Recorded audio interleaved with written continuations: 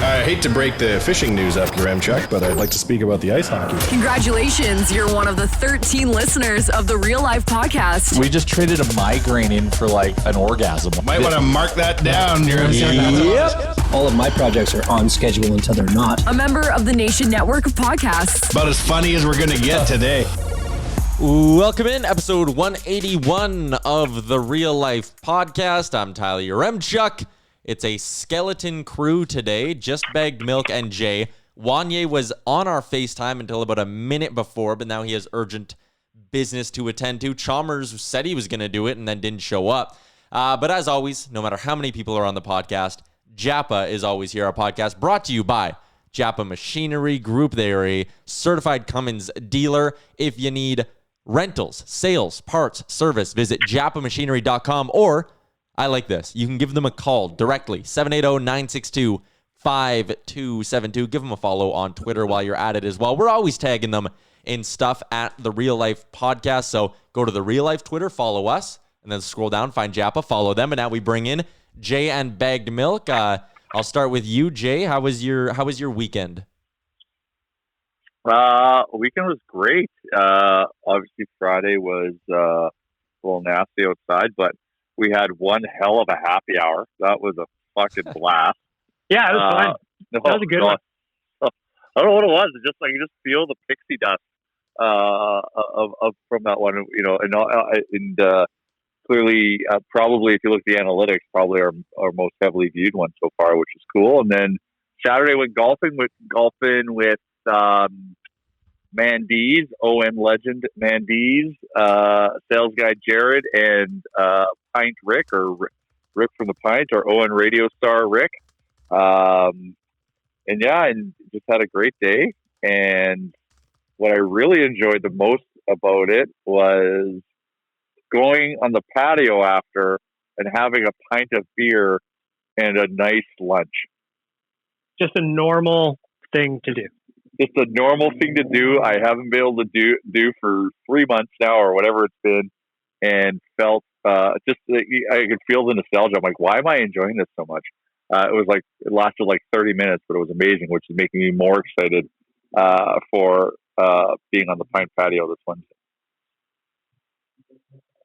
It was like, I mean, even when I went to the lake last weekend, there was nothing overly special about a May long weekend at the lake. It's just kind of a normal thing to do, but like, sitting around the fire, having beers, shooting the shit, it was exactly what I needed. So I feel it coming through you with just talking about sitting on a patio.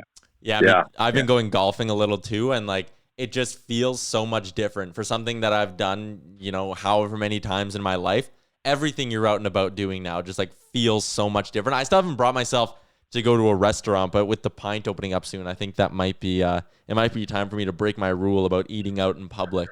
Patios aren't bad. Patios aren't bad. It's being inside somewhere that kind of feels a little weird, but patios are not bad. I wonder if there's going to be like almost like a sense of more mindfulness and gratitude kind of sweeping through people as we get back to doing just normal things that we all took for granted for so long. Do you know what I mean? 1,000,000%. Yeah, and actually, that's kind of interesting because you see all those like horror videos online of people like down in the States like coughing on each other and like, you know, shouting angry mobs, all that kind of stuff. But then like for me in my everyday life, like I went to the driving range yesterday and I had a very pleasant exchange and 2-minute conversation with the lady working the desk there. And it was like, you know what? In the past, I probably don't stop to have that conversation. I went for a walk down by the river in St. Albert here, and I walked past 3 or 4 people who all, hi, how's it going? And it's like, you know what? Last year, if I would have gone on that walk, 3 or 4 people aren't, you know, saying hi as you walk by. So I do think there's almost, as weird as it was to have this pandemic happen, and obviously it's still ongoing, I think it brought a little bit more of a sense of community to like the entire world, sort of. Well, it's something that we're all going through together, right? There's nobody that is not affected by what's going on in the world right now. And it's interesting to kind of see the same thing. I mean, to your point, Tyler, when I walked my dog, Frank, a year ago, nobody says hi. You might get a casual wave or whatever, but now there's a lot of people just saying, hey, how you doing? Kind of that kind of thing. It's really been interesting to watch, and it's nice. It's nice just to see people being friendly for no reason, which is something that maybe hasn't happened in the past. I don't know. Well, yeah, That's just my observation. You've kind of been on the front line of it, Jay, with all the charity stuff you've been doing with Oodle Noodle, ATB as well. Like, there has been, I think, a growing little sense of community. Oh no, there's definitely a strong sense of helping one another right now, for sure. And even like help is, it can be a myriad of things. It could be having that 2-minute conversation with the lady at the driving range, right? Like, but all that stuff where like you want to do it, both people on both sides of that exchange are enjoying it, and like we're all just gonna like reevaluating kind of like what life's all about and what's actually good about it and what isn't. It's kind of neat. It's kind of just like a reset, right? Where we just get appreciation for all the finer things that, are just, used to be normal day-to-day things, but that kind of got disrupted. And now you just got this like crazy appreciation for it. And the sense of community is like one of the number one things. Like anything, it's everyone is out to help everyone. And that's why I think everyone wants to wave and say hi, because that plays a big part in this. And it's just, it's crazy and heartwarming to see. Like yesterday, and I don't know if this should be a segue into Alleygate or my war in the alley or not, but yesterday the Stepankos, God bless their hearts, showed up my house with a trail camera to put out so I can start documenting the entire night's event. So they came by. I put out the chairs in a safe distance from one another. We had a couple beers. I shared them the full details of the alley story, but like that's just something that's just like super neat. They've heard the story. They want to come help. They came over and we had a beer in my backyard, which like if you would have said that to me 12 months ago, I'm like, what? That's fucking crazy. But the sense of community is stronger than ever. But I guess I'll just wheel right into the update of the alley. You got to, because people were asking. We didn't get a chance to talk about it on Thursday. Obviously, we had Sam Gagne on, which, no offense to your back alley. Oh, I'm still reeling from that. Oh, yeah, to answer how was my weekend. I was reeling from the Gagne interview all weekend. A lot of good feedback, too. I don't know about you guys, but I was getting some DMs on the weekend. Just kind of... I think people have this kind of view of Sam Gagne as he's the nicest person alive. And to hear him actually be the nicest person alive really made people happy. So that was kind of the vibe that I got. Everybody was just super excited by how nice he was. And he was every bit as nice. I mean, Tyler, we talked about it a little bit on ON Radio on Friday. The fact that his FaceTime froze, he bounced off. That would have been an easy way to bounce out of that interview. But he came back twice. And finished up. He is salt of the earth, Sam Gagne. Yeah, and we had him on to talk about his Gagne burger, and you could tell that he was really passionate about that. But I really appreciated the way he opened up about a handful of other topics as well, talking about his Rexall Place memories.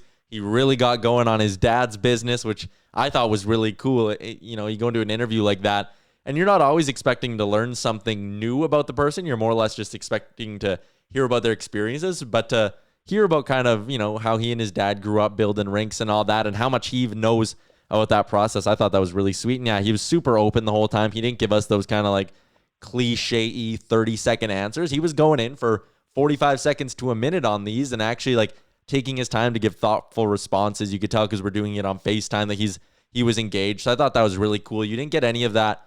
And maybe it's a little bit different because of the scenario we're in. But, sometimes you see a pro athlete out in public and you do get that little bit of an air of smugness from them. You didn't even get the slightest whiff of that smugness from Mr. Gagne.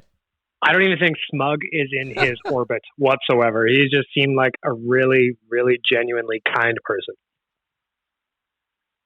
Yeah, unreal. Like I said, I'm reeling from it all weekend. So super good. Look forward to doing more of those types of interviews, and hopefully our boy Gagne is coming back.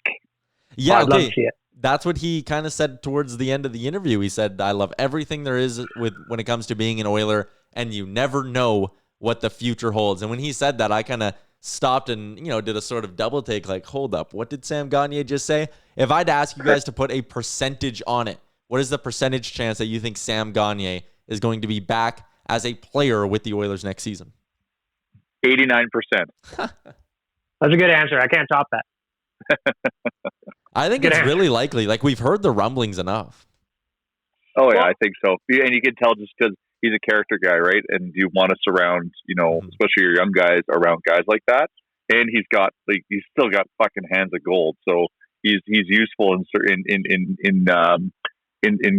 situations. So it's a no-brainer. And you could probably get him for a song because he has planted his roots here in Edmonton.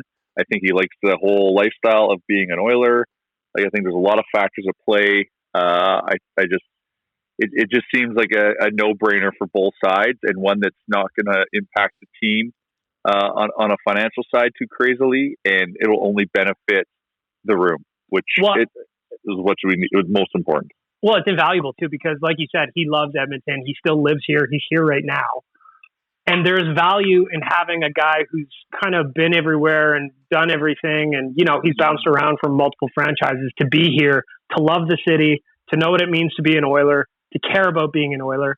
And he's been doing it since he's 18 years old. The funny thing about Sam Gagner is we're now seeing, what is he? He's like 30 or something. But at the same point, he's been around 1,000 years.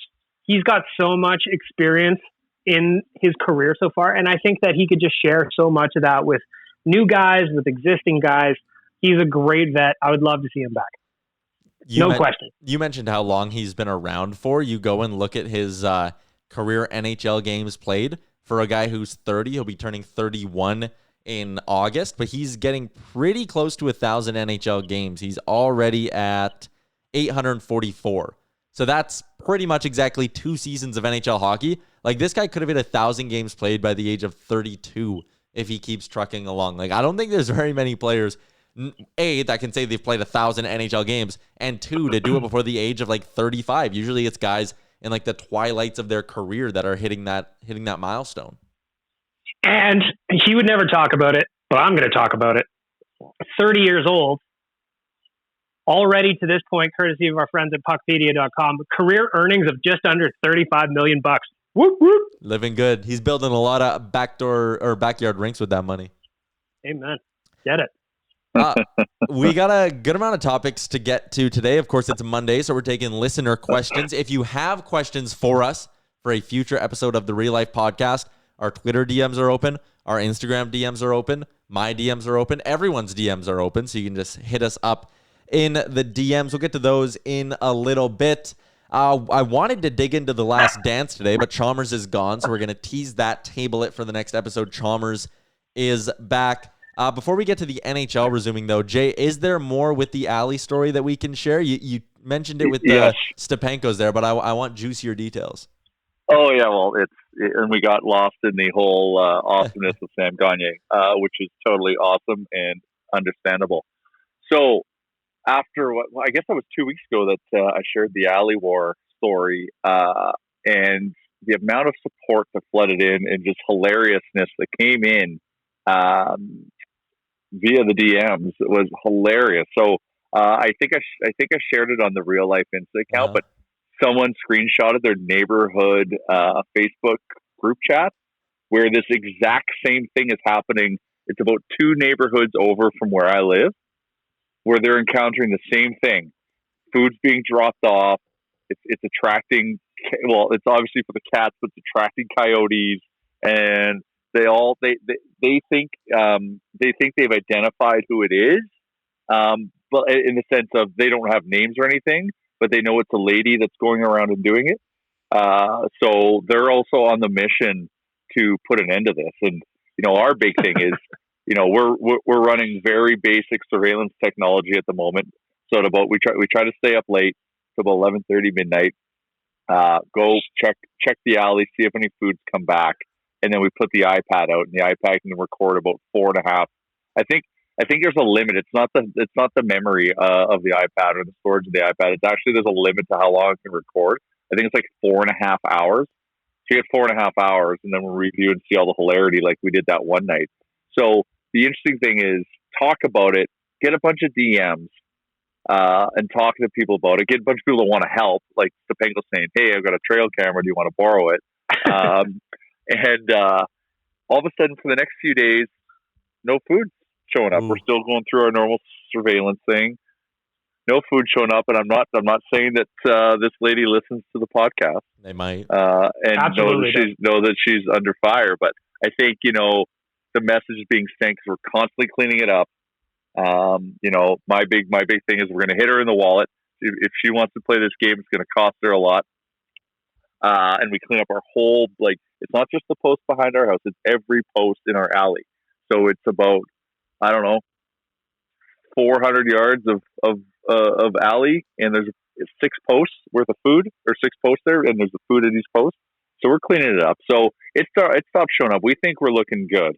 And then what would it have been? Well, we went camping last weekend, and there wasn't there. Yeah, so it was more than a few days, about 5 days. So middle of last week, like Wednesday. Sure as shit, we go look out, even though we've been recording every night and saying the same fucking thing again. Cats running around like crazy, packs of coyotes coming in and out. Now they're looking for the food. They're not eating the food. They're looking for the food that used to be there because habits have formed. And sure as shit, get up in the morning, and the fucking food's back. Now, the good news is, or at least I'll take this as a good sign, is it wasn't as much food as it used to be. Huh. We're rationing, we're portioning, because I think they know it's going to be picked up right away, and so we're sending a good message. But we're back in that rhythm where it's showing up again. So here's the next level. So now we've got the technology. We've got a trail camera. We just got to get it. We got to figure out where we're going to put it so it doesn't get tampered with. And I think we're mainly going to put it out at night. And this thing reacts on motion. So you turn it on, and it just sits there, and it looks camouflaged on the on the case of it. So we might put it in this bush that's right by the pole, and it's triggered by motion, and then it just starts snapping photos until the motion stops. So we're going to set that up here right away and see what kind of photos we get. Because for us, we want to know the time. When is this normally happening? Because it's not happening between the hours of 12 and 4:30 when we're recording this. So it's happening between 4:30 and 8. We've got an early riser at our hands here.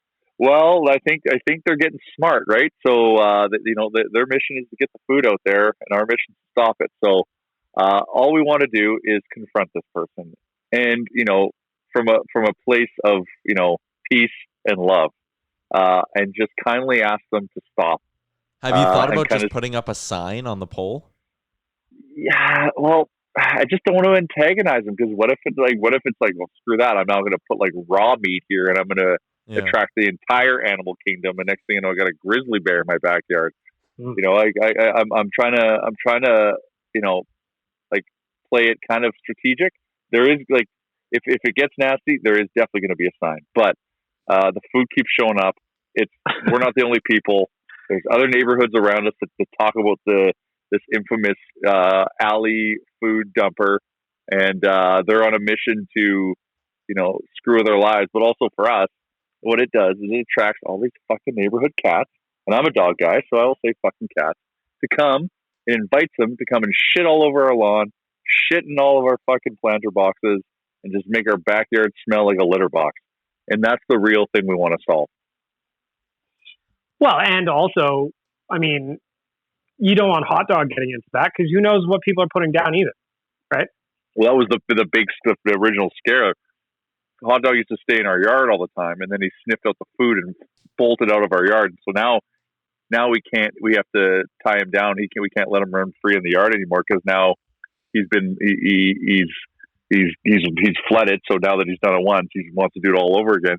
Then also when he eats it, I don't know. I hear horrific stories of and I don't know if it's just in Australia, but where they people bait dogs, where it's bad poisonous food and stuff to make them sick and whatnot. So you see that that's also scary too. So it's we just want to put an end to this. Well, there was also that is a real concern. I think about that all the time when I take Frank to dog parks, because there was a while ago, I think it was a couple years ago in the city, people were doing exactly that in dog parks, but they were putting glass and shit in raw meat. I don't know what kind of person does this, but it is something that you have to think about, unfortunately. Yeah. And I don't know about I don't know how Hot Dog is, but my dog Frank, he will eat fucking anything. He is one of those dogs that's just cool, pine cone, down it goes. Like, that's just the kind of dog he is. So yeah, I always am kind of stressed out, especially when he's off leash, just because you never know what people are doing. People are weird. I know, that's the weirdest part. So we just want to put an end to this to have peace of mind, and also to get these goddamn cats, stop them from shitting all over the place. Well, and you know, hungry coyotes can fuck shit up too. Let's not forget that as well. And I mean, not to give away where your place is, to have them go to where you're living, obviously they know something's up. Yeah, we're nowhere near any ravine or anything. Like, the fact that they're out where they are is exactly that. They know there's food around here to get, and then when there's not, what are they going to do then? Well, right? What are they going to hunt down then? And it's the little dogs we got to worry about. The big dogs can manage themselves, but the little ones are, you know, I've heard some horrific stories in the river valley at night with little. We won't get into the details of it, but the animal kingdom is a real thing. I mean, survival of the fittest, and like a hungry coyote will fuck shit up. Yep, so I feel you, man. I look forward to seeing how this progresses. Yeah, me now too. that we've got some upgraded security, equipment. Yeah. There's a plan in place. Yeah. The Stepankos, again, we talked about salt of the earth people. They're coming through in the clutch. Oh, huge. Yeah, they want to see an input to this. So like I said, we just want to confront and have them stop what they're doing and explain why it's not cool. And then, I'll keep you posted. I won't, unless there's like any funny discoveries, like that first night we did the video where all that shit happened in the first night. I'm like, I had to share that. Like, it's been pretty chill since. Like, we'll see the coyotes come through, we'll see the cats running around, but no weird like guys in hazmat suits trying to corral cats or guys, going through my lawn with their iPhone camera light on trying to find the dookie the dog just dropped, which I respect. But initially, when you see it, you're like, "What the hell has happened?" This is like a Navy SEALs attack team. But when I get some good ones, I'll share it with you. And hopefully now with the trail cam, I can share these photos too. Yeah, I mean, what happens under the cover of darkness is a whole new scene in this city. So I'm looking forward to the updates. Yeah, I'll keep you posted. We'll keep it rolling along. Switching gears a little bit, let's tie in one of our show sponsors, the fine folks over at Oodle Noodle, who have been doing some fine charity work as well. Jay, do we have an update on some of the work that Oodle Noodle has been doing? Yeah, so last week we supported ABC Head Start. I haven't got the numbers in yet, but I think it went very well. So super appreciative of the support for there. We also made our regular scheduled food drop, which was good. And so this week we are supporting Operation Friendship Senior Society, which is a seniors drop-in and also like support group that helps seniors that are essentially living in poverty. So it provides them help with clothing, social activities, and food. So they're getting ready to open up in mid-June. So we're supporting this week to give them some financial support to help them kind of gear back up, because when the pandemic hit, they had to throw everything out just to be safe. All clothes, all things, everything had to go just because to preserve the health and safety of everyone. So they're starting from scratch. So we're launching a video hopefully later today with our friends there and to educate more about the good stuff they're doing. So that's what Oodle Noodle's up to this week. And, this can't happen without everyone's support. So we're extremely grateful for that. Jay, just along those lines, how can a normal everyday person like Tyler and myself help out? Yes. So we're donating 10% of all now I can say in-store dine-in, which is weird to say because that's very fresh and new. In-store takeout and curbside pickup orders to our weekly charity partners. So pop on in a Oodle Noodle, get order to go, or if you feel comfortable, we'll have a few seats in each that's distanced and sanitized and all that in each restaurant, or just wheel in, call ahead, and pick it up, and we'll take it out to your car. So those are the ways to help us raise more funds for these great charity partners we're working with. So like I said, we appreciate it. things are very slowly starting to get back to normal. You mentioned dining and all that. The NHL, if you would have asked me 3 weeks ago, I would have said it was 50-50 on this NHL season resuming. Now I'm up to the point where I want to say it's like 80-20 that I think the NHL is going to come back. The PA voted on a 24-team format, approved the 24-team format, or at least told the NHL that they're allowed to, or they will go forward with that if they return to play this year. It's something we dissected in depth on Oilers Nation Radio. But Jay, I wanted to hear your take on the 2014 tournament idea, hockey coming back, and the Oilers having to play the Blackhawks. Yeah, like it's interesting. Like, it doesn't matter what they did; they weren't going to get it right. So, just kind of leave it at that. Like, for me, I just want hockey back. So, like, that's where I'm like, is it yes or a no to the format? It's yes, because I want hockey back. But now to kind of drill down into a little bit more, I think it's weird is I feel like they're kind of taking us out of the division a bit. Like, we play Chicago. Sure. I love being in the position where we don't get a bye. I think that'll allow us to get our playoff game kind of refined, get our legs under us. Like, I actually think that's an advantage, but it's just weird that we're playing Chicago. But what's the weirdest thing is that we move on to play Dallas. Like, shouldn't we be like moving on and playing, like, I don't know, Calgary, or like, well, Calgary should get a bye, but like someone within our division, or like they're scrapping the divisions though. It's going to be conference. I know, but like, I'm thinking of like, this is also like a marketable asset. And what's the most talked about game this year? It's the Battle of Alberta. So like, trying to restore some like playoff, rivalry stuff within the division, I think would be very important for the entertainment side. But like, that's just me being nitpicky. Like I said, I like being in a position where we don't get the bye. I think that's actually going to be an advantage for most teams. And I know, like, I think it was Adam Killorn from Tampa Bay. That was his whole point, like, where he's upset with the format. I think there was two team captains or that voted against it, and that Tampa was one of them, and that was his rationale, which I totally understand. And that's why I'm happy we're on the other side of it. So, I think it's a little weird. And who knows? Like, it's risky in the sense of, you're just asking Chicago to like we don't know what, like, Chicago has a better chance now than they would have 2 months ago. Just because, I think the playing fields get evened out a little bit more, just because there is all that rust. And people, it's going to be some seriously sloppy hockey. Yeah, but you know what? I can't wait. Me neither. I'm pumped.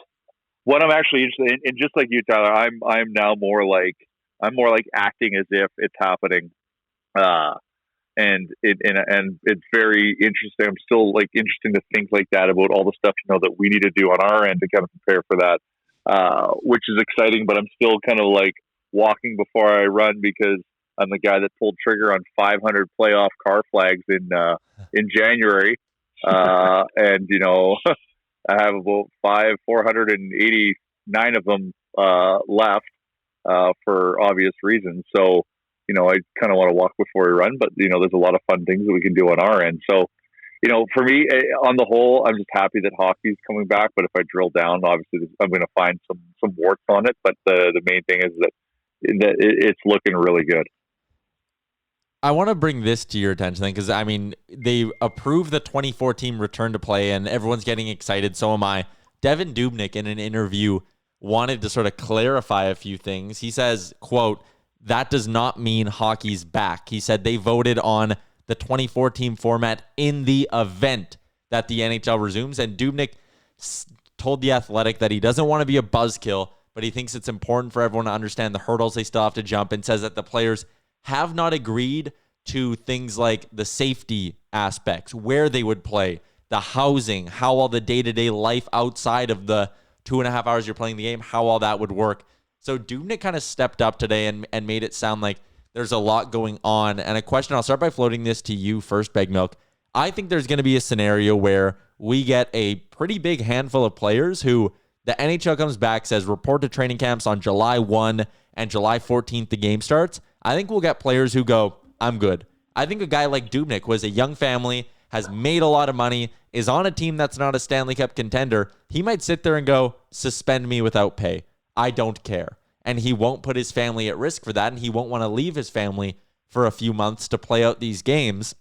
So what would your take be on a player who doesn't want to do this, who doesn't want to go through this entire process? That is going to be very, very interesting because I've thought about that too. I'm thinking like here in Edmonton, I'm thinking of a guy like Zach Cassian. He's got I don't know how old his baby is, but he's got a brand new baby in Vancouver. Bo Horvat's wife is pregnant currently. Are they going to have to, is he going to leave for the birth of his child, come back and have to quarantine again? There's a whole lot there. Like even today, as I was reading through the NHL's 22-page memo that came out on return to play and the protocol that goes with it, there are so many points in there. It is very, very, very intricate and heavy and text heavy. So even just reading it was tough, let alone being one of the people that has to leave your family for, months at a time to finish up the season and maybe have a chance to play at the playoffs. I kind of think you're right that there are going to be some players, and I'm thinking specifically there's going to be some older guys that just, they just don't want to do it. They got young families and kids and all that kind of stuff. But they're also pro hockey players, and I don't think that you make the NHL just because you're talented alone. They want to play. So I think the majority are going to want to come back, but the NHL and the PA are going to have to negotiate some kind of, okay, player X or Y doesn't want to play for reason whatever. They're going to have to come up with scenarios for that because, like you said, there's going to be guys that don't want to come back regardless of how it looks optically. And it's going to be interesting to see how that goes because, again, like Dubnyk said, just because they approved the 24-team thing or whatever and they released the return to play protocol today, there are still a lot of hurdles that need to get cleared. There's a lot of questions that need answers. I'm thinking off the top of my head, draft order is an easy one to look at. What happens with contracts? Players that were supposed to have their contract expire on June 30th. Well, if we come back in July, what does that mean for the Marcus Granlunds of the world and the Mike Smiths of the world? Are those guys going to want to risk playing in the playoffs, maybe risk injury and miss out on the next contract that they have for next season? There's so many questions. I still believe that we're going to get back on the ice, but what that product looks like and who's actually playing is a completely different question altogether. That's a great point on Mike Smith, because can you imagine if they come back, Edmonton makes the second round of the playoffs, so we're in August, and Mike Smith tears his MCL and is out for 4 to 6 months, and all of a sudden his career is over in a time where he came back to play at a point where he's not even directly getting paid for those games. They're doing it basically to boost league revenue, boost hockey-related revenue, boost their revenue share, and boost the salary cap, and make sure it doesn't completely plummet for the next few years. But Jay, what would your take be on a player who doesn't return and just says, you know what, screw it, like a Granlund, I'm not playing because I'm not going to be in the NHL next year anyways? Well, they've been paid. They've been paid for the games that didn't happen. It's like a prepaid expense. And so if hockey has the ability to return, I think, the onus is on them to come back and honor the contract for which they were paid in complete and full for to come back and play. Now, I know there's going to be circumstantial things, and Devin Dubnyk's comments, saying that this doesn't mean hockey's back. There's all this but these are all necessary steps. That's a big win, getting the vote, push that through. Now getting the policies put in place. So, around players coming back and training. These are all steps, and it's not just going to be one, solution that's just going to be thrown on the table that addresses everything right off the bat. Things are going to be moving forward. So the fact that they're actually moving forward is very positive. So am I gonna fault a player for saying a veteran player for not reporting? It depends. If you're the Minnesota Wild and your team sucks and you don't have a chance of making it, sure. I understand. Put safety in your health for your career first. But if you're in the mix of things, especially since that contract's been, honored in terms of the compensation side of it already. I think, there is some form of requirement to come and show up for your teammates, the organization that's been paying you, and also the fans that have supported you throughout this season that are gearing up for a potential playoff run. So I'm not going to, like I said, like that. And this is just personal opinion about this, because I would be like if one of our players said no, I'm not coming, I would be pissed, and I'd be going through some emotions and processing of resentment for that person, without a shadow of a doubt. It's just like, again, we're teasing the last dance, Tyler. It's just like when Scottie Pippen sat out that last play. Yeah. Yeah, it's a bad look. Like, what kind of message does that send your teammates? I get there's a pandemic and all, and people were making sacrifices during all this, but this is professional sport, right? Like, you're getting paid millions and millions of dollars that have all the pressure of a big business behind it, big businesses that paid, that sponsored to get involved in this business. You've got millions of fans. So much is riding on it. I think it's just like, like, it's 2 months. It's going to be 2 months. It's going to be tough. If you're having a kid that's getting born, I'm sure your team owner is going to give you his private jet to go fucking see the birth of your child. 1,000,000%. Like, those things, those opportunities. And if you had to miss a game for the birth of your child, totally understandable. And I think the infrastructure will be in place to address that. I'm not too concerned about the quarantine guidelines about traveling and all that. I think there's going to be some exceptions for sports, and I think even like for something like a life event like that. Like, I do think those mechanisms need to be in place to also give back to the players, because they're making that sacrifice is coming. I think it's a two-way street, right? I just don't think just because you're a contract player, you have to do this and that's that. Like, you got to make sure that we are being compassionate towards them, and if there is things like that, there are mechanisms in place to support that should those events happen, and not force anyone to miss anything very important in their family life, which also opens up a ton of questions and logistics and protocols and all this shit. But I think it's something, because that's something the PA is going to request, and I think they're totally entitled to do so. So yeah, a lot of moving parts still, a lot of I's to dot and T's to cross, and scenarios to look through and create protocols around. So, but we're making those steps, and that's the most important thing. It's not just like, up in the air. Oh well, we're going to try our best. Like, things are getting voted on, things are moving forward, and that's why I'm very excited and feeling good that it's coming back. Well, and I also wonder too, I mean, we're recording this on May 25th.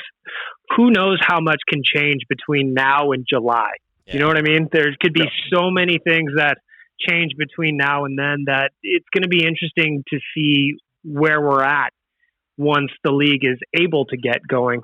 Also, I also wonder how much the league and the PA and the teams themselves are going to sell this to players as, but look at what this means in the grand scheme of things, how much this is going to mean to the people to be able to watch sports, to be able to have that escape from real life, because it'd be really nice to be able to, just look at yesterday, look at the Brady Manning golf thing. Everybody was watching it. Everybody was talking about it. And despite it just being for fun, really, it meant something to people. Well, and that's the other element, right? There's the humanitarian side and the mental health side of sports, right? Like, when you take away, especially in the middle of the season, especially when you're an Oilers fan and you're actually going to get back to the playoffs after the turmoil last few seasons, like, there's a lot, it weighs heavy. Like, it a lot of that is our purpose, right? Like, that gets us going, makes us work harder, so we can spend money on maybe traveling to go see a game, or buy a jersey for the playoffs, or go out every other night to watch the playoffs. Like, that's motivation for a lot of us, and the fact that's been taken away, it weighs on us a bit. So there is that aspect to it as well. Like, there's an onus to the fans that allow this big enterprise to exist. That need to be I guess thought about. I shouldn't say rewarded, but but thought about. So, and just like I said, the humanitarian side, like, and as a business, like, great opportunity to grow the game and get more awareness and more eyeballs on the game. Then it's a tremendous opportunity, especially if we can get to market, maybe before the NBA or MLB, which I don't know if we will, but like it's a tremendous opportunity from that front as well. Chalmers, your take? Well, speaking about the match this weekend with Peyton Manning, Tom Brady, Tiger Woods, and Phil Mickelson, how about live sports to bet on, boys? Were we pumped about that? Rain pouring down. Got the word in the morning. I wasn't sure it was going to happen. Rain pouring in wherever the hell Florida they were. And I was really bummed out about it. And then all of a sudden, they decide they're going to play in a torrential downpour and give everybody what they needed. It was the best Sunday of my life. I did my favorite pastime of nodding off on the couch to some Sunday golf. Welcome to the I don't know what else we podcast. were talking about. I'm What a else- big what fan else of were you the guys casual talking about? drop-in. We were just talking about the NHL potentially returning. One of the big items we wanted to get to this week, but we were going to save it because we thought you weren't joining the pod, The Last Dance. The Last Dance, yeah. I'm excited to break this thing down a little bit. We got 10 minutes to do it here, and then we'll get to a couple listener questions. I'll start with my take, and then we'll go around the horn on it. And I don't want to sound like I'm contradicting myself too much with this, but my take on it is it was entertaining TV. I was excited and very happy to watch it, but you can't call it a truly great documentary because it really wasn't. It was told from Michael Jordan's perspective. There were a lot of things that you kind of get the feel that they left out of this thing. You have guys like Horace Grant saying that if MJ didn't like what you said, you weren't in the doc or your quotes weren't in the doc. It felt a lot like a Michael Jordan propaganda piece, which is great. I enjoyed it. As a guy who never got to watch Jordan, I learned a lot, and I came away from it a better sports fan. And I would watch another documentary like that again. But at the end of the day, it wasn't as good as like an ESPN 30 for 30 or an E60 that truly gets to the root and the truth of something. That's my take on it. Anyone else? It was a hell of a commercial for Nike, too. Yeah, that too. Fuck. Well, yeah, no, I couldn't agree with you more. It was exactly my take.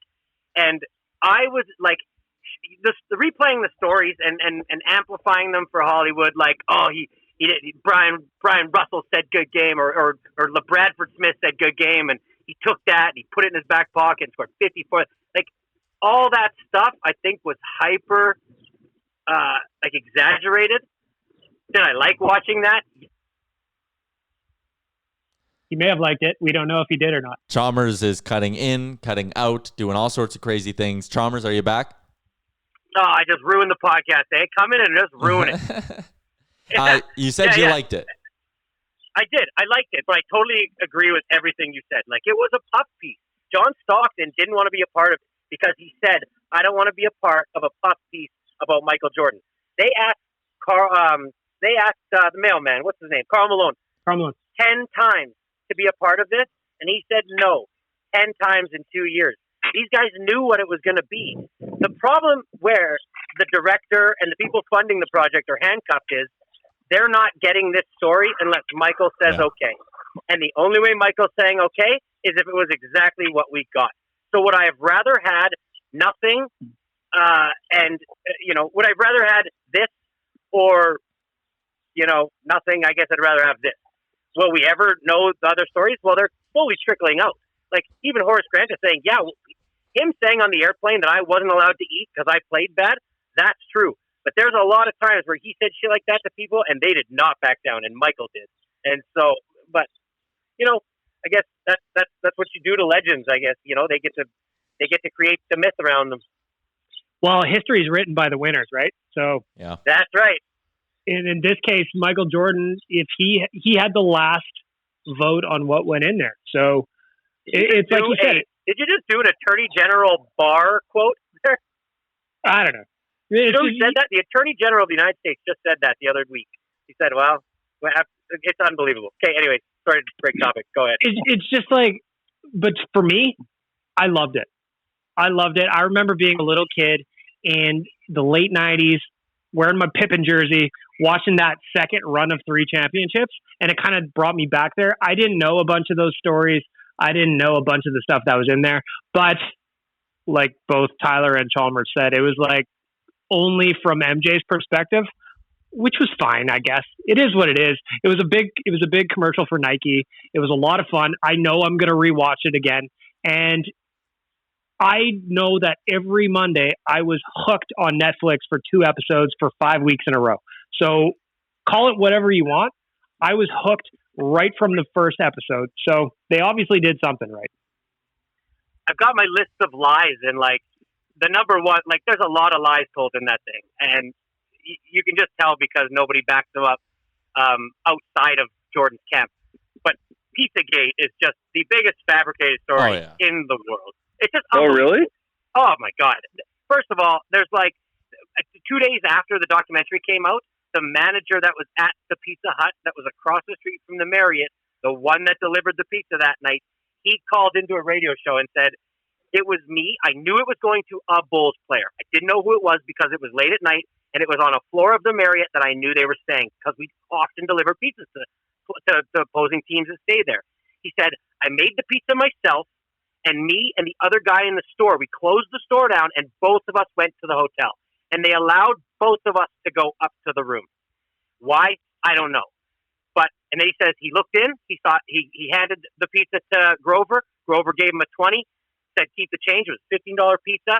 He gave Michael a wave. Michael was sitting there smoking cigars and playing cards at a table, and then he left. And for them to corroborate a story where there was 5 guys, first of all, if you work in a hotel and you have opposing teams coming all the time, you would be fired if you let 5 guys up there. Like, nobody in their right mind would let 5 security guards, would let 5 people up to a secure floor, right? So, and then for him to go, oh, I felt bad. I felt bad about the pizza. Something wasn't right about the pizza. And for him to be the only one that ate it. Well, apparently the story goes that Michael Jordan was pissed off because they all ate without him. And so right when the pizza got there, he did this thing where he went pew, pew, pew, pew, pew, and like pretended to spit all over the pizza and said, "You fuckers aren't eating this." And that's what they say. And that's how they, say that he was the only one that ate the pizza. There's a lot of bullshit, I think, in that story, because there is people that said that he was caught like at 20 minutes away on the outskirts of Utah at a casino in a private room, and that people saw him there. And then there's this one interview where he says that he was staying on the outskirts of Utah. Well, this Marriott that he was apparently staying at that night was across the street, was right down the street from the arena. But where they said that he would like to stay was about 20 minutes just outside of Utah at a resort and casino, and he would often go there at night. So I just think he had I think he drank way too much because he was playing cards late, and just for once it didn't bounce back because he was notorious for drinking before games. And there's a story where he went golfing with Jeremy Roenick. They drank 10 beers on the golf course, and JR was like, "So you're telling me you're going to play a playoff game right now?" And JR had taken some money off him and said, "I'm putting all that money on the other team." And Michael Jordan said, "Look, I'll bet you all that money. I get 50 tonight." And he got 57 points. It took his money back. It's clear the guy can play, under severe circumstances. Well, maybe this was just a one time, couple too many cigars, a couple too many beers, and I really don't buy the poison pizza theory. That's all. I love that flu game story though. It's like I was translating it to, all right, the Oilers now have to do a play-in versus Chicago. Jordan had the flu game. Connor can have the play-in series. Don't take this from me, Chalmers. I know. So you understand this. Why the fuck did Michael Jordan say anything about it? Why didn't he just say, "Yeah, I woke up with the flu"? Everybody could have just said, "I woke up with the flu." The flu game sounds better than the pizza game. It could have just been the flu game and been this awesome story. He's the one that brought it up. There was speculation about it not actually being a flu and that it was food poisoning, but nobody had ever said anything, and it just kind of was like hearsay. But now he's put credence to it. There's radio shows that I listen to that were like, they want to do like this. A documentary just on this Pizzagate. It's hilarious. I think you could. I'd watch it. Just also as a heads up, Pizzagate is something completely different. Oh, no. What's Pizzagate? Pizzagate was like it was an Alex Jones thing that involved like pedophilia and shit. So we're talking about the flu game for anybody who's crossing Pizzagate. Oh my god! and the I flu just game. Wikipedia'd this. Don't look up. That's fucked. Okay, moving on. Where's The flu game. He was here for the pre-chat for the show, and then I think I don't know if his phone rang or a reminder went off. He's like, "Oh shit, I gotta go beat this guy. Gotta go." And he just dipped. We have real life, hey boys, real life. That's I don't know, Jeff. Go ahead. I was just saying that's what I'm starting to like about this podcast is people just dipping and then also just joining in like you did at the 40-minute mark and just being like, "Hey, what's up?"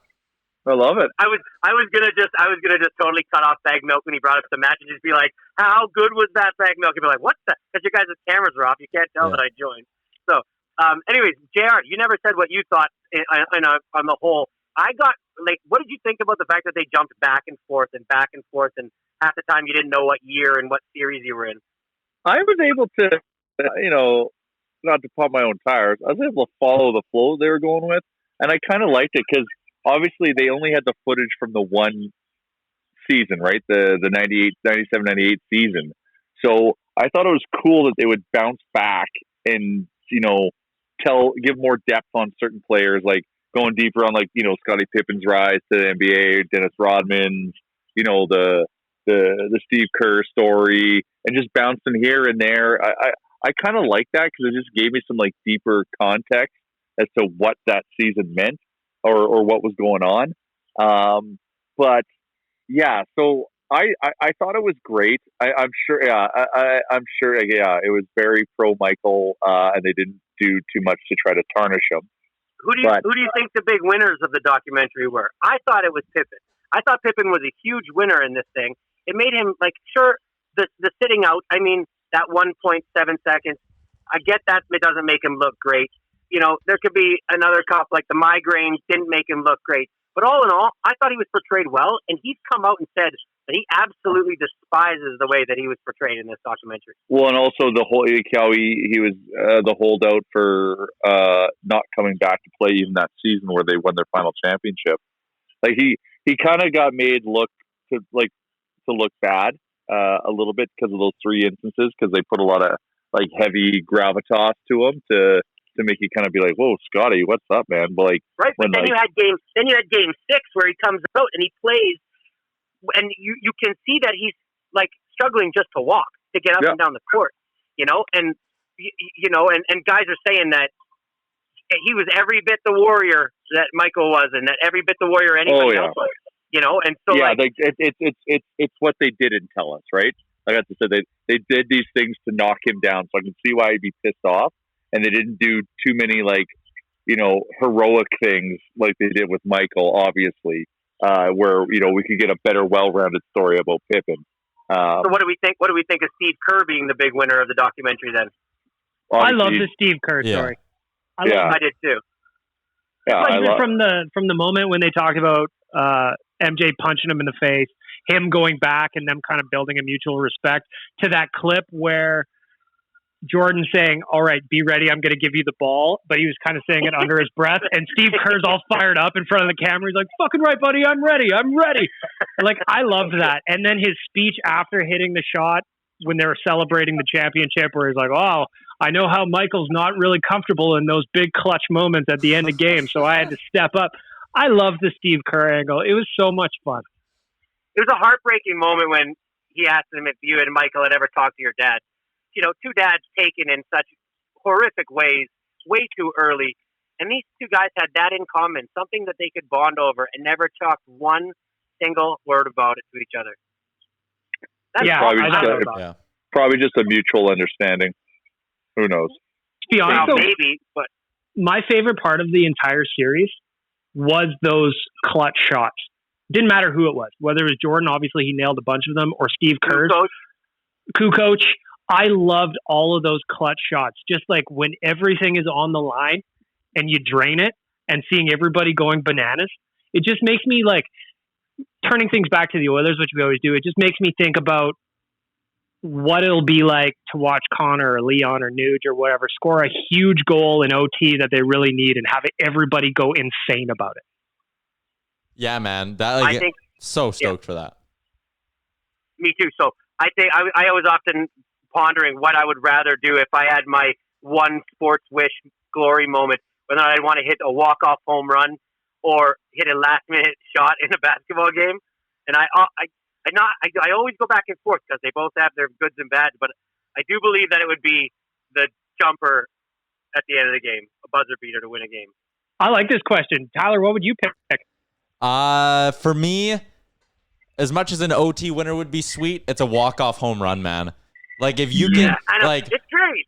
Down, and the scenario I would want is like down by 1 in the bottom of the 9th with 1 man on, and you hit the 2-run bomb to win the game. And what I like about the walk-off dinger is you got that trip around the bases. That's just for you. Like, and then you get to round third and look at all your teammates at home plate, throw the helmet up in the air. Like, a walk-off home run for me is the absolute best in terms of like climactic whatever. A walk-off home run is numero uno. Jay? Mine is a Tuesday night game 23 on the schedule, empty netter to win by 2, Oilers over Columbus. Yep. You want to get an open net goal. Real exciting. No, it's tough.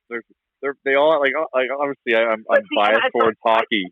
I thought about putting in a shootout goal or like a penalty shot to win in overtime, but it's unlikely, right? Like it's not something that could happen every single game where the other two could. A game-winning home run, I think, would be fucking unreal. Exactly for it, like because you got to hit such a bomb. You know, you've got time to celebrate it when it's in the air, like you know, like the Batista bat flip moment, like those types of situations, like, and exactly that trip around the bases. I think in terms of like if I was an athlete, I think that would probably be the craziest of all the different kind of options available. I would have to agree with you, Remchuk. How about now this I'm thinking option? about it. Oh, you go, Bagnall. You go. Now that I'm thinking about it, though, the trip around the bases, the Joe Carter running around the bases is obviously legendary, no doubt. But I'm thinking about the once-in-a-lifetime photo. Think of some of those photos from when MJ hit those game-ending shots where his hand is just in the air and everybody's got their hands up behind the basket. I might do the basketball last-minute shot just for the photo. When he holds his hand up like that in that last-minute shot, I don't remember who it's against, but it's a last-minute shot, and he stands there and holds the pose after it goes in. That picture is the best picture. Or the one where he's jumping up and throwing his arm out to the side with the fist bump. Yeah. When yeah. I might change my mind. I might go to basketball last-minute winner or last-second winner just for the photo. What were you going to say, Yuremchuk? I was going to say one that we could all relate to maybe a little bit more, but not on this scale. How about being a golfer and nailing like a hard putt on Sunday of a major? I think that's on 18 to win, like a 25-footer on 18. A 25-footer with some hard break, and like imagine what would be going through your mind, like your stomach, as you watch it start to break towards the hole. Nuts, nasty. That's definitely the most nerve-wracking one because that has the most amount of time before the actual result that you have to think about what you're about to do. So man, a putt, that'd be crazy. I don't know if I could get my emotions to a spot. At some point in that break, you get that like, and I'm sure you guys have had it when you make a difficult putt in golf with no stakes, but you would get that point where you're like, fuck, that might go. Like, I think I hit that right. And then you watch it go the last half of the distance into the cup. That would be sweet. I used to love watching Tiger Woods hit a big putt, and he would kind of follow it towards the hole, pointing at it. I love that shit. His putt celebrations are unreal. My buddies always rip me. Sorry, go ahead, Tyler. My buddies always rip me because I love doing that. When I putt it, and as soon as I see it starting to go in, I start walking towards the hole. I get roasted for it, but I think it's hilarious. You better go in if you do it. Oh, that chip shot was unreal. Tiger's chip shot from the Masters, like that one was everything. It had everything he wanted. And it went on for so long. The ball sat on the lip of the cup for a half second or whatever it was. That was great TV. That was the best Nike ad ever. Yeah. 100%. It stopped right on the swoosh, just like it was too perfect. Unbelievable. The last thing, That's a good question. The last thing I'll say with to bring it back to the Oilers and hockey a little, with overtime winners in the playoffs, as sweet as it would be for it to be a Connor or a Leon or a Nuge, I always feel that overtime winners are better. One, the greasier the goal, and two, the less known or less superstar player it is.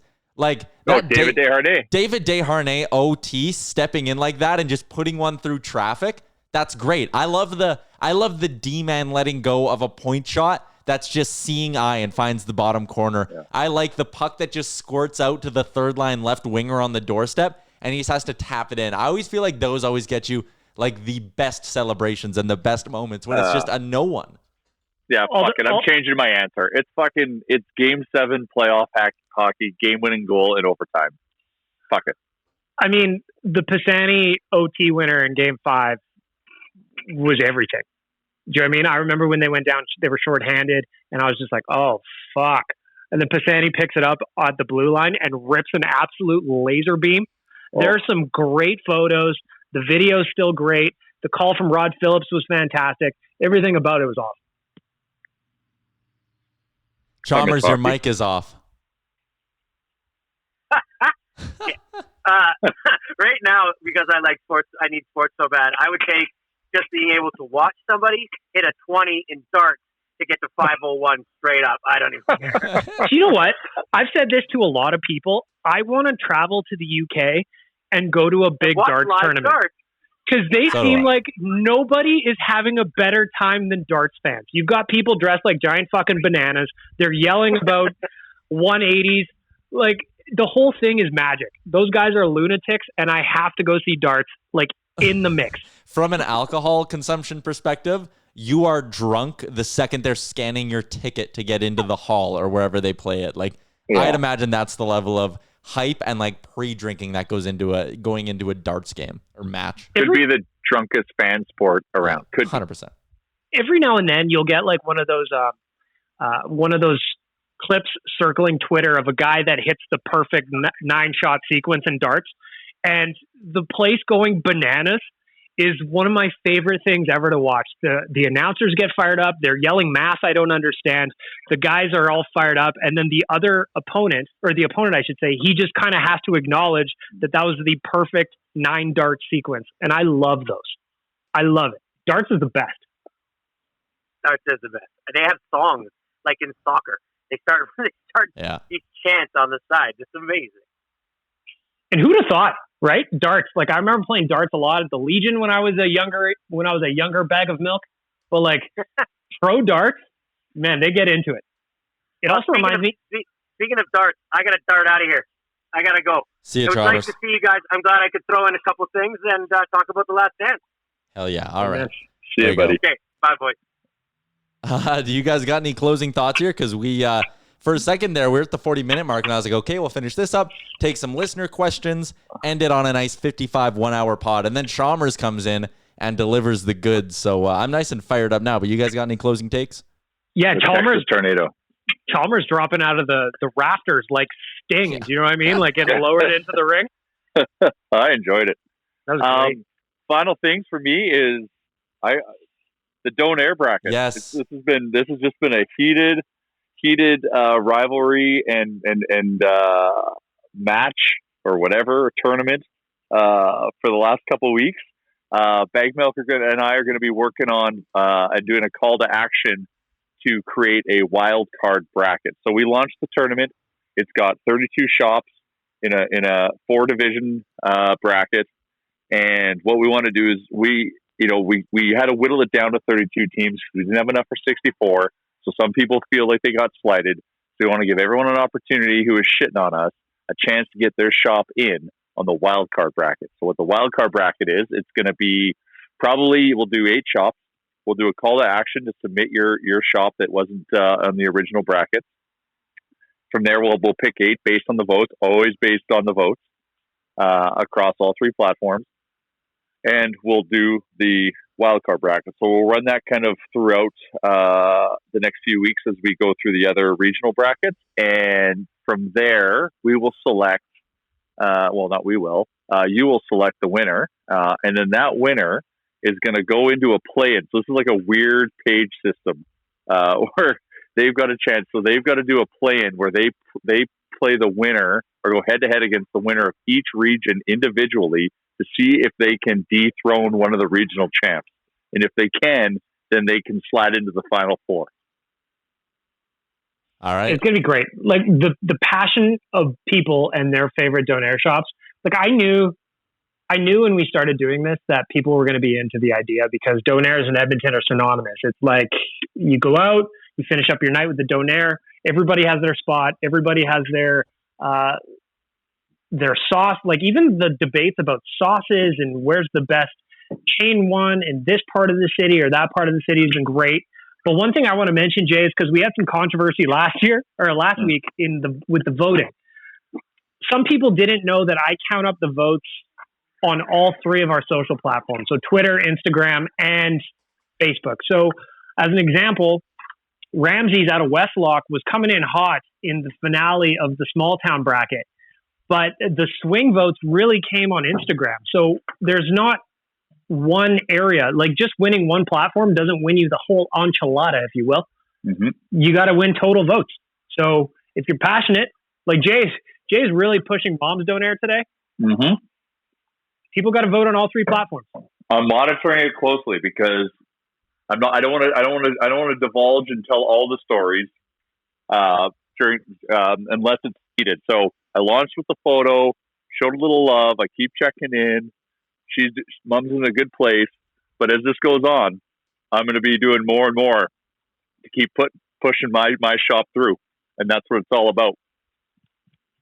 Passionate, man. Even just when we do Nation Happy Hours every Wednesday and Friday at 5:30 Mountain, even just seeing people toppings that they put on donaires.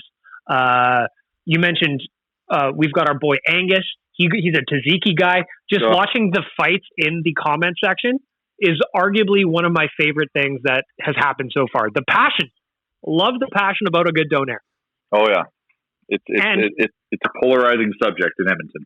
And more importantly, Jay, I think you'll agree with this. The most important part about this is that we're seeing people getting out and trying different shops around the city.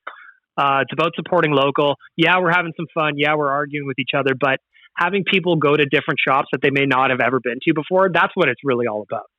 Oh, 100%. That's the whole antithesis of all this is getting behind something we love and supporting some local shops that need the help right now more than ever. So yeah, we're seeing a lot of love. I know I'm trying a bunch of new donaire shops. I'm also learning a lot about it too. I get to go try a bunch of new ones. I got to go out to Fort Sask now and try City Donaire. It's been fun and it's very engaging. So vote for God's sakes. And if you see your shop down, don't be afraid to canvass some votes. There's some good stories about how people have gotten together to get their shop through. And I think one was, I can't remember, was it Famous against Ramsey's? Famous again. Well, that was the final. Yeah. So Famous ended up on top, but Famous versus City, that one was they went head to head. Well, what happened was Famous was down. I can't remember in which matchup, but Famous was down. And what happened is a couple buddies in Edmonton have a friend who's working up north and on a camp. And they're like, hey, man, Famous is down. Like, we need to help. And this guy up there who loves Famous got, like, everyone in his camp to vote for Famous. And pushed it through and pushed it over the edge. But that's the effort. That's the effort we want to see. If you care, you're going to be willing to do these things to canvass these votes because you want to see your shop put through. So that's one of the success stories of the voting of the bracket about bringing single-handedly bringing a shop from behind and pushing them over the finish line as the victor. And no better example than that, of course, of Twitter legend the Burger Baron rallying his supporters and moving through in the chain bracket. A lot of people were upset about it, but the Baron flexed. The Baron flexed real big. God willing, I can get Mums to the final, and I am worried about what's going to happen if Moms has to face Burger Baron, because I think I'm going to get doxxed. And the Baron is nasty, but I'm ready for it. All right, good stuff, guys. Before we wrap things up, need to give some love to all of our sponsors. Of course, Oodle Noodle, Nation Beer, which is now in real Canadian liquor stores all across the city. Correct, Jay? Hell yeah. We keep updating which locations as the deliveries arrive, but I think we're in all the ones now in Edmonton, and I know we're in a bunch in Calgary. People are sending us photos. So it's, so just always stay tuned. We'll always let you know where it's coming. But yeah, we're there, and we're very grateful. When you buy... Also, people... Sorry, one last thing, Tyler, on Nation Beer. You can go to Liquor Connect and search Nation Beer, and it'll give you all your local liquor stores that are carrying it as well. So, Real Canadian Superstore, super pumped on that one, but there are also a bunch of smaller independent liquor stores that are carrying it as well. So, check out Liquor Connect. There is probably a spot in your area that's carrying it. I also teased the idea today of Nation Coffee, and it looks like there's a lot of feedback, positive feedback there. So, stay tuned. We might have the cure for Nation Beer. I hope it's got alcohol in it. Coffee. Well, yeah, you can add Bailey's to anything, man. I was gonna say you need to then come up with a Nation version of Bailey's. Oh, that's going too far. Then we jump the shark.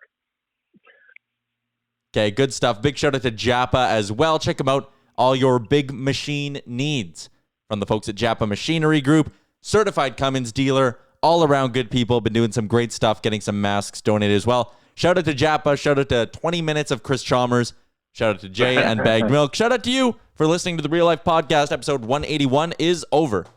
Great job on making it through the entire hour of the Real Life Podcast. Don't forget to like and subscribe wherever you get your podcast from.